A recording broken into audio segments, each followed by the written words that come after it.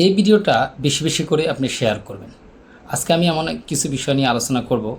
বিশেষ করে আমরা যারা মুসলিম রয়েছি, আমরা সর্বপ্রথম ইসলামের দাওয়াত পৌঁছিয়ে দিতে পারি। একটা লোককে আমরা বসিয়ে বা দাঁড়িয়ে যেভাবে হোক আমরা প্রথমত তাকে লা ইলাহা ইল্লাল্লাহু মুহাম্মাদ রাসূলুল্লাহ সাল্লাল্লাহু আলাইহি ওয়াসাল্লাম এই কালেমাটা সহিভাবে তাকে আমরা শিখাবো। তারপর আমরা কি শিখাবো? নামাজের কয়েকটি সূরা কালাম আমরা শিখাতে পারি। যেমন সূরা ফাতিহা বলুন, সূরা ইখলাস, সূরা নাস, সূরা ফালাক, সূরা কাউসার, 4টা। তাশাহুদ, দোয়া মাসুরা, দোয়া কুনুত, দুরূদ ইব্রাহিমি, সানা, সুবহান রাব্বিয়াল আলা, সুবহান রাব্বিল আযীম। পাশাপাশি তাকে কিছু মাসনুম দোয়া আমরা শিখাই দেব।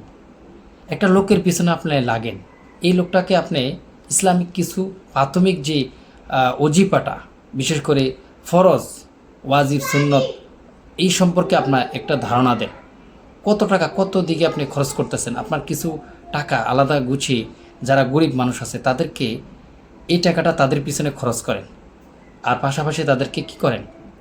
নামাজ শেখান। ওয়াকিমুস সালাতা, নামাজ কায়েম করো। ওয়াতুজ জাকাতা, আপনার সামর্থ্য অনুপাতে আপনি তাকে হেল্প করেন।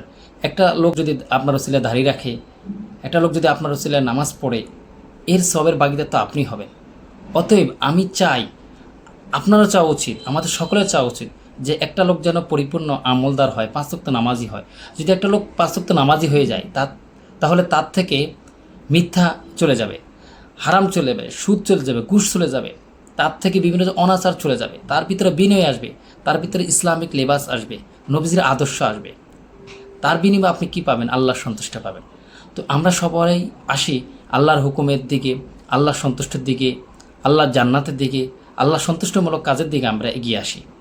এজন্য আপনি একা না, আমরা সবাই মিলে আজ থেকে ইসলামের দাওয়াত দিতে গেলে অবশ্যই আমাদেরকে কালেমার দাওয়াত, নামাজের দাওয়াত, হালাল হারাম সম্পর্কে সবাইকে আমরা জানাবো। তাহলে আপনার ভিতরে শান্তি আসবে, আমার ভিতরে শান্তি আসবে। তো অবশ্যই কথাগুলো শেয়ার করে দেবেন। আল্লাহ হাফেজ।